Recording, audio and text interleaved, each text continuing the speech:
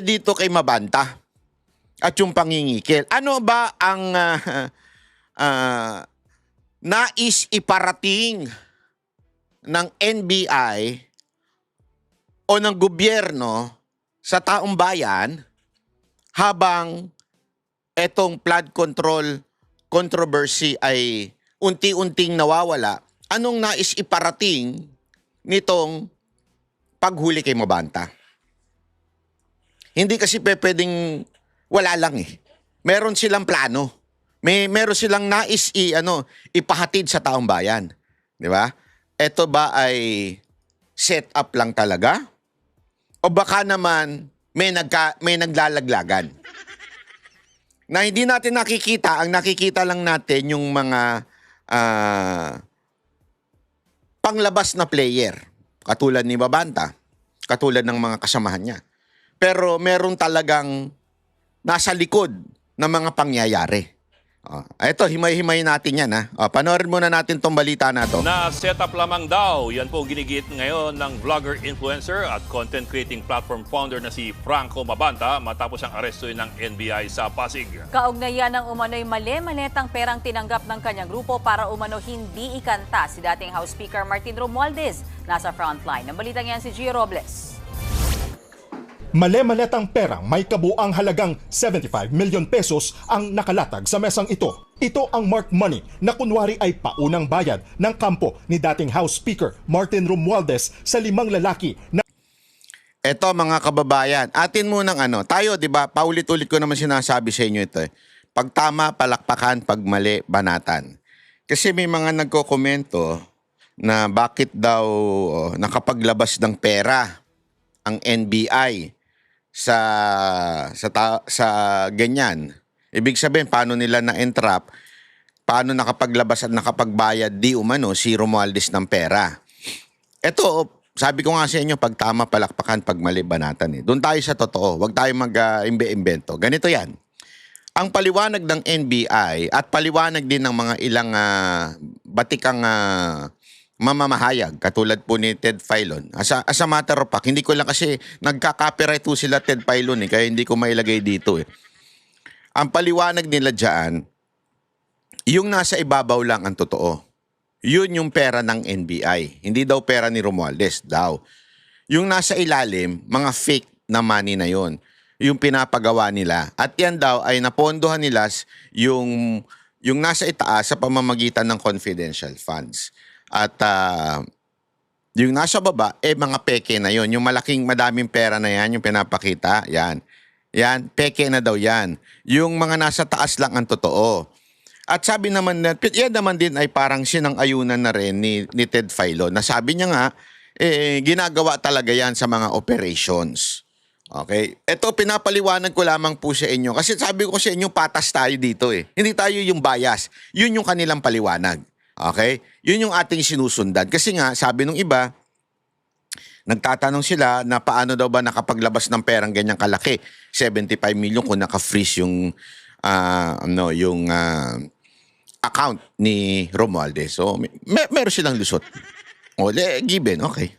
lalaki na nangikil umano sa kanya.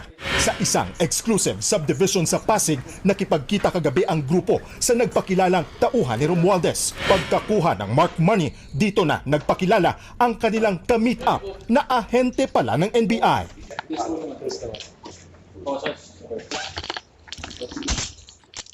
Arestado ang leader ng grupo na si Franco Mabanta, ang founder ng Peanut Gallery Media Network at 4 na iba pa. Ayon sa leader ng grupo, set up ang nangyari. Yeah, it's not true. It's not true. That's it. So hindi kayo nag-extort No. 300 million pesos? No, definitely not. How can we extort when they were the ones who came to us?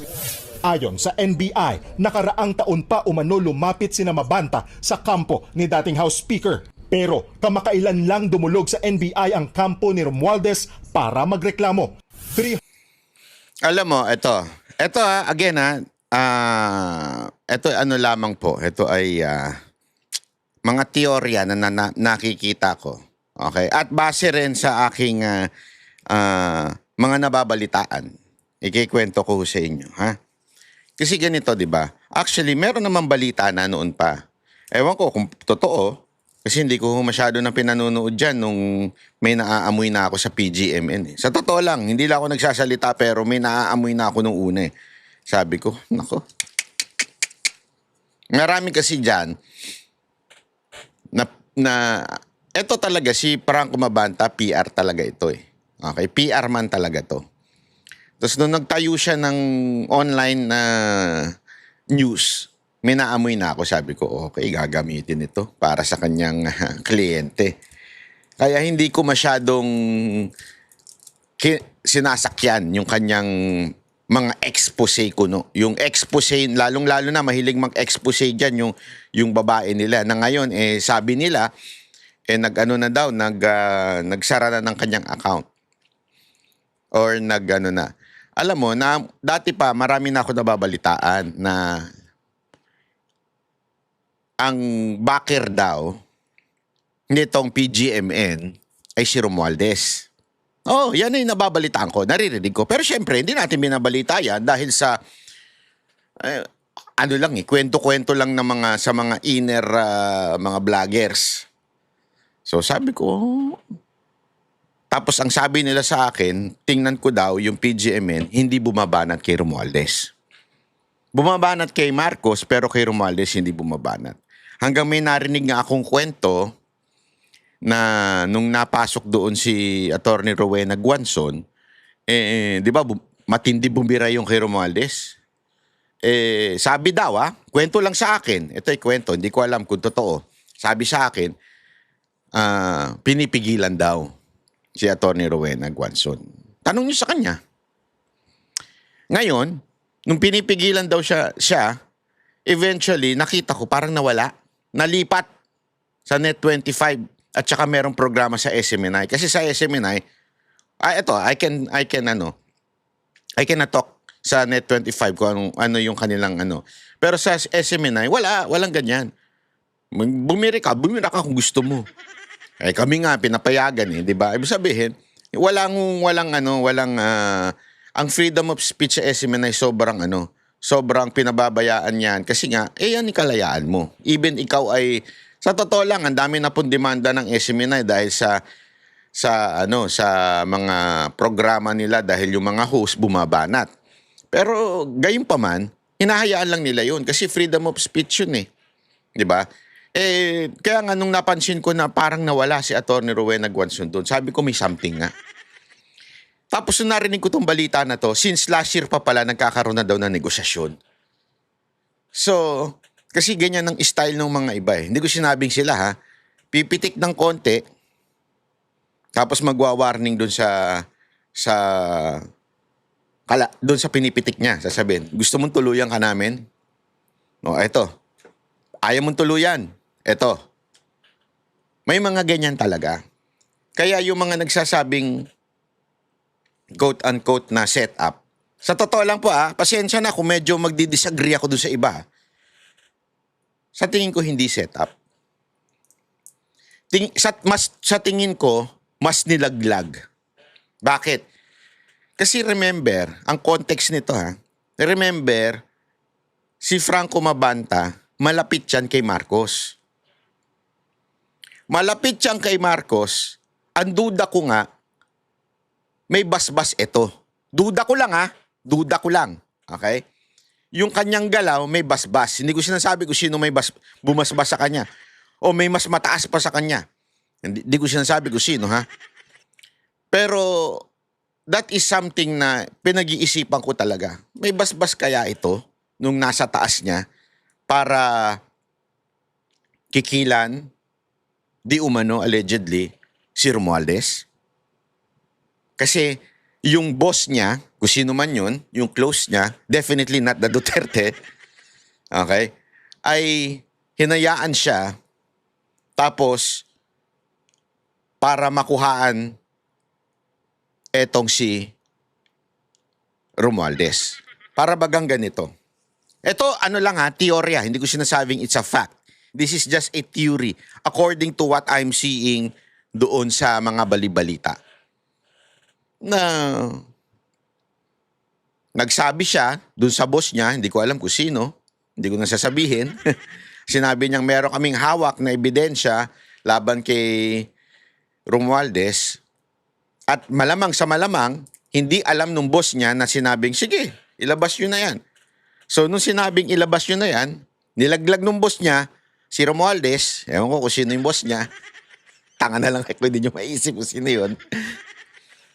Sige, laglag mo na yan kasi, tandaan ninyo last year pa pala yan. Pero bakit ngayon lang naganap yung pangyayari? Yang quote-unquote setup, quote-unquote extortion.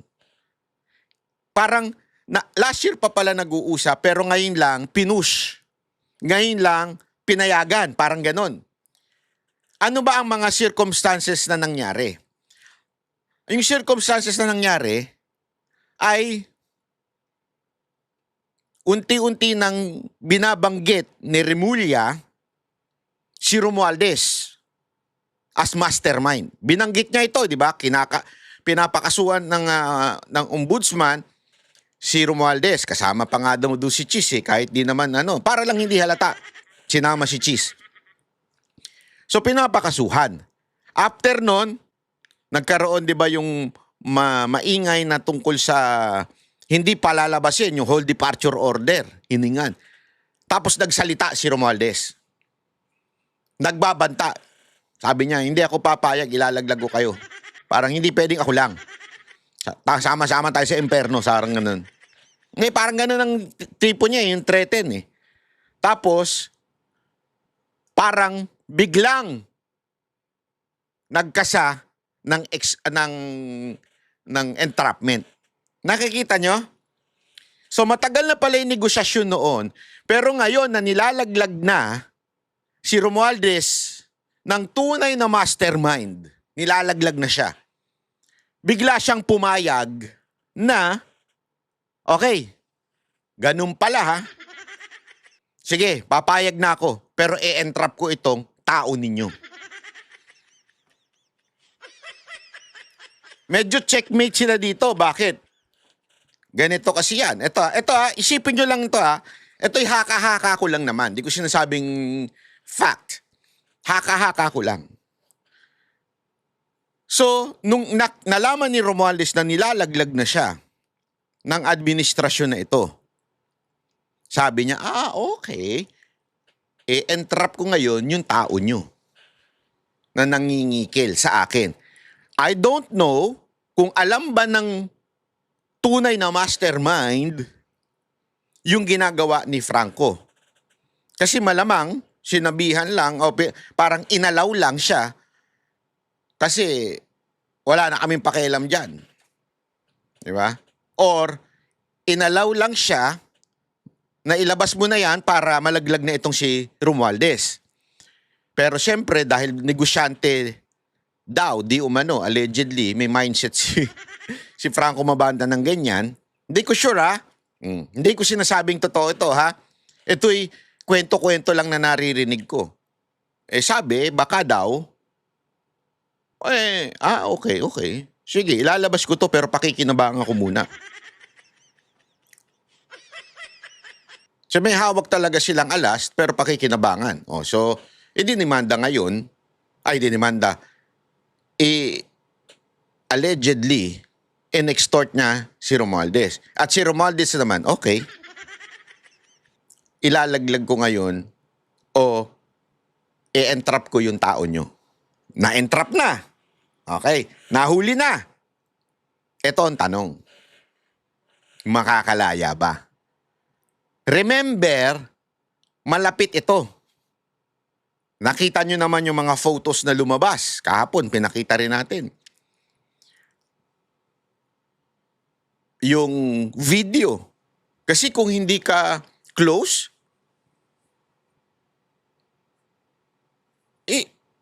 gagawan ka ba ng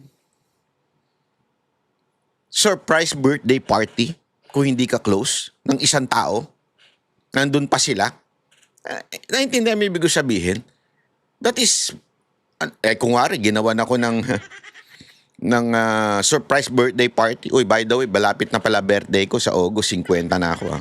I know, hindi kayo maniwala 50 ako, pero ganyan talaga Nagagawa ng filter. Yan, totoo. Paano kunwari sinurprise birthday party ako ni VP Sara Duterte? Halimbawa lang, pero hindi malabo yun. Halimbawa lang, sinurprise birthday party niya ako. Tapos i-deny ko na hindi kami malapit. Di ba isang malaking katarantaduhan? Yun nga lang mag-fan sign si VP Sara Duterte ng Madriaga. Sinasabi ninyo, kaibigan, kakilala. Pero yung nag-birthday party at niyakap pa, hindi kaibigan. Double standard di ba? So, anong na-establish dito? Ang na-establish talaga dito, malapit siya kay Marcos at kay First Lady. Ang tanong, sasalbahin kaya siya ni Marcos sa kaso na to? Di ba? Mukhang si Franco Mabantay is just a pawn. Diba? Para lang hindi siya talaga yung nasa likod nito. Mukhang labanan ito ni Marcos at ni Romualdez. Pawn lang si Franco Mabanta. Ngayon, mukhang i-checkmate ni Romualdez si Marcos. Ang tanong, eto matinding tanong. Iiwan kaya sa ere ni Marcos si Franco Mabanta? Tandaan ninyo, meron ng history si Marcos na nanlalaglag ng kaibigan. Nasimula yan kay ES Talagang close sila pero nilaglag niya. Marami ng pagkakataon na nanlalaglag yan after niyang pakinabangan. Sinong perfect example niyan? VP Sara. Hindi ko alam kung totoo itong naiisip ko.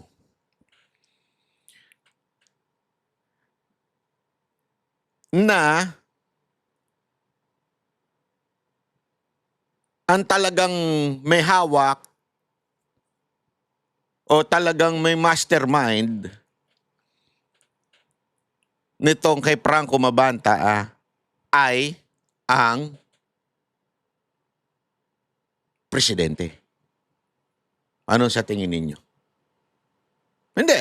Ito'y haka-haka ko lang. Kasi malapit sila di ba? Dati. Hindi ko alam ngayon. Siya ba? At ginagamit ito na para... Kasi kung mapapansin ninyo, ano ito iba yung galawan ng media na to Kaya noong una, amoy na amoy ko na to Lalo na yung babae nilang host na iginagaya nila kay Mocha. Amoy na amoy ko na Sabi ko, may something dito. May something dito. Di ba? So, after nun, nung nagkalaglagan na, sabi ko mukhang meron na itong alitan. Mukhang naglalaglagan na talaga si Romualdez at si Marcos. I-checkmate ngayon ni Romualdez si Marcos sa pamamagitan ng entrapment na ito.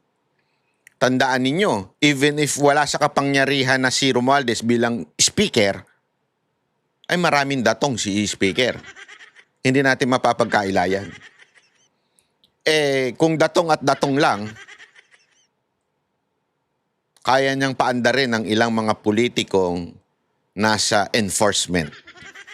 Yun na lang. Yeah? So, yan ang matinding tanong ngayon. Sasalbahin kaya? Ililigtas kaya ni Marcos etong si Franco Mabanta? Makakapag-bail kaya etong si Franco Mabanta? Di ba?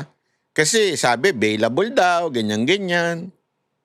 Pero depende kasi yan Meron ako narinig na depende pa rin daw yan doon sa kaso. Kung gaano kalaki yung kaso. Alam nyo naman sa Pilipinas, di ba? Yung pagbe-bail, minsan nakadepende yan kung sino nakaupo sa gobyerno. Hindi ko man, sabihin ba nating separate entity ang executive at judicial, pero we know. Hindi tayo pinanganak kahapon. Di ba? Yan ang tanong ngayon. Makakapag-bail kaya si Franco Mabanta? Sana sundan ito ng mainstream media. Kaya lang kasi ngayon, tila ang sinusundan ng mainstream media ay idikit si Mabanta sa mga Duterte. Ang problema, tad-tad ng post si Mabanta na malapit kay Marcos.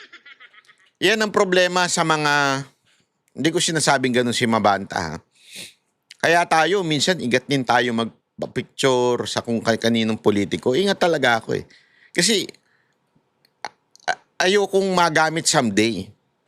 Mas mabuti pang, unless ako sigurado dun sa tao na yun. Di ba? Kung talagang sigurado ako na itong tao na ito, matino ito, iyan talaga, pa-picture tayo. Pero minsan kasi ingat talaga ako sa mga ganyan. Kasi baka mamaya makulayan. Even if wala naman, hindi ko sinasabi mga nagpapapicture, may kulay wala. I mean, kaya lang alam mo naman ng utak ng mga tao eh. Minsan gagamitin pa. Halimbawa, yung picture ni Mabanta at kay Mocha doon sa PCOO. PCOO yun ha.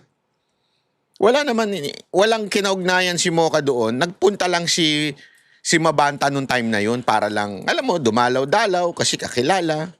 Dalaw siya doon. Tapos nagpicture. Ngayon, lumalabas tuloy na kung ano-ano. At saka yung sinasabi na may partisipasyon siya doon sa yung kay PRRD. Wala ho siyang partisipasyon doon. Kaya nga sinasabi ko sa inyo maraming sa mundo ngayon social climber.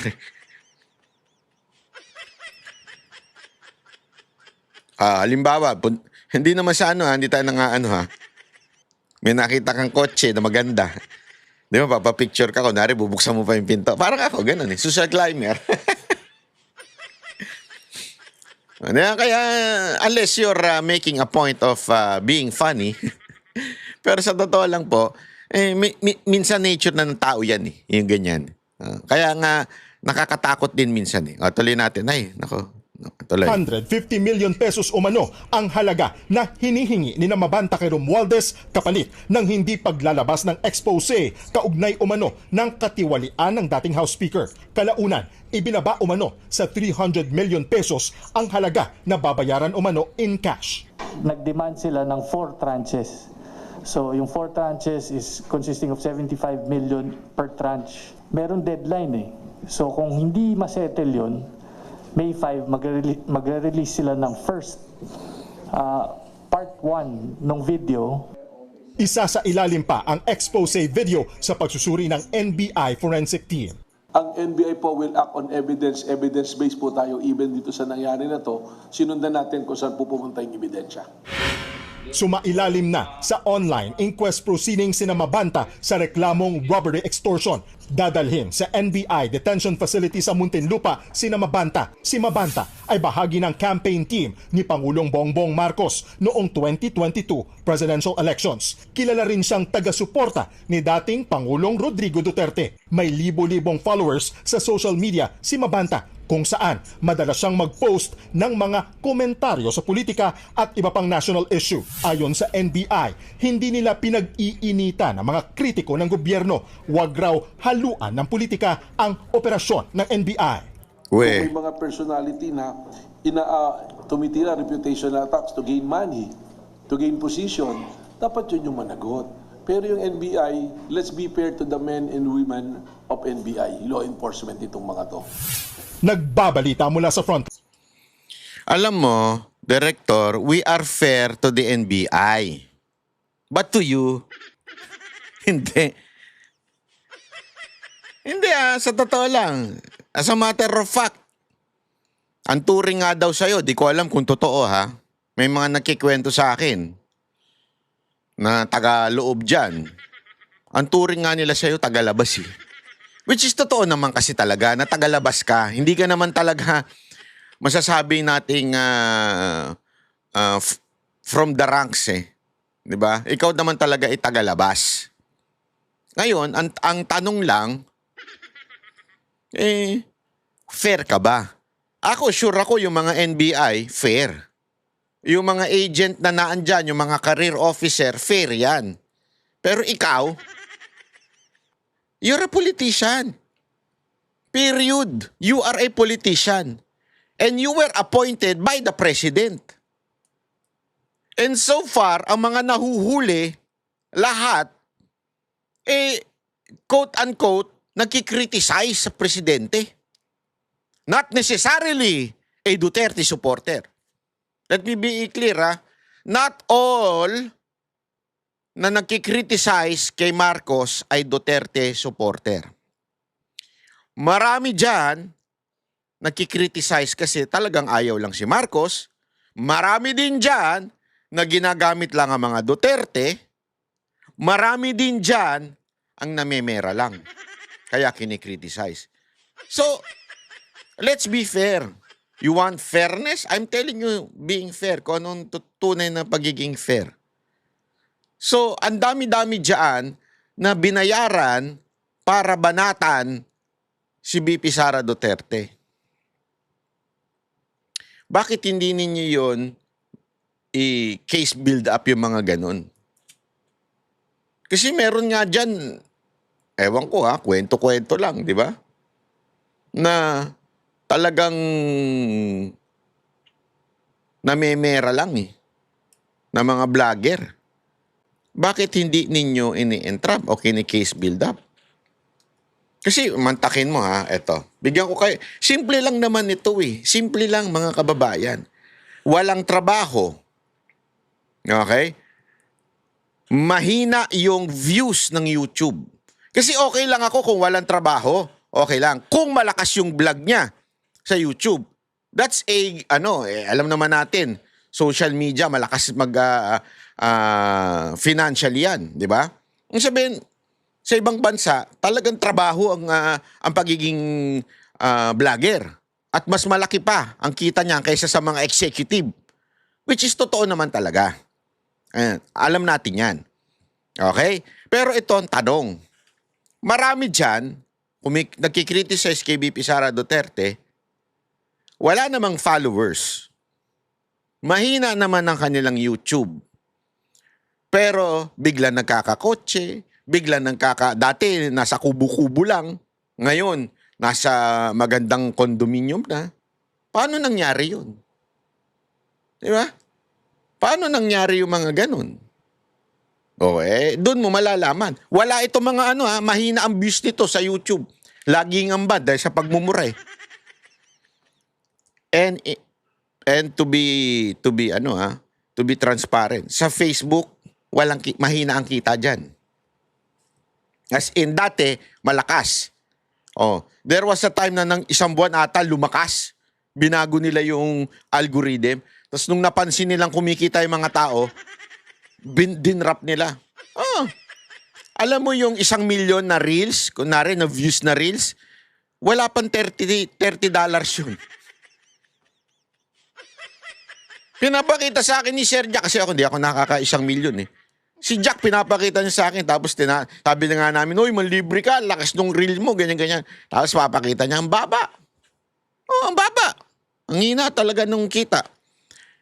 Kaya nga, paano unless may trabaho, di ba?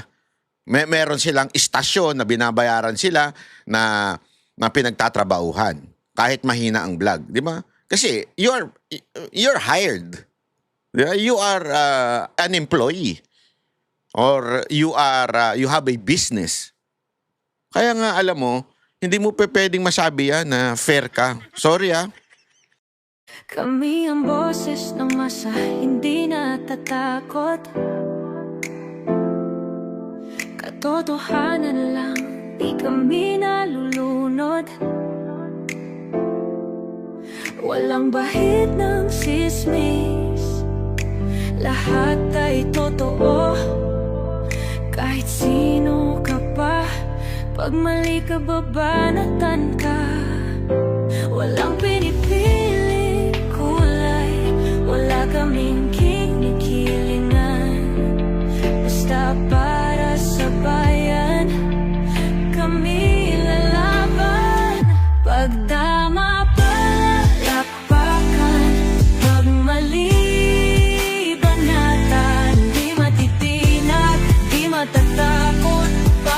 bayan, tuloy ang sigaw. Sa harap ng kamera, walang halong takot. Mga baluktot, lahat kayo'y tutumba. Ang hustisya at totoo, yun lang ang mahalaga. Kahit sinong harang, di kami matitinag.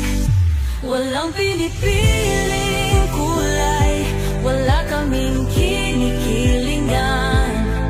Basta para sa bayan, kami lalaban. Pag tama, palakpakan. Pag mali, banatan. Di matitinag, di matatakot. Para sa bayan, tuloy ang sigaw.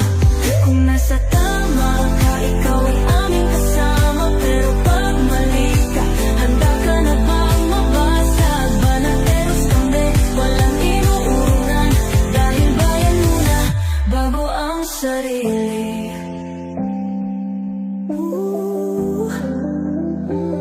Bago ang sarili.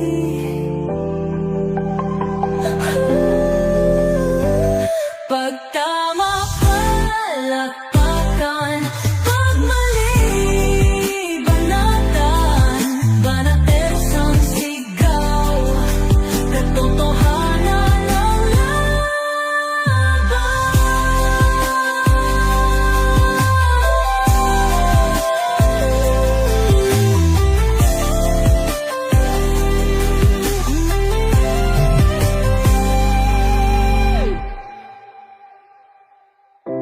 sa harap ng kamera, wala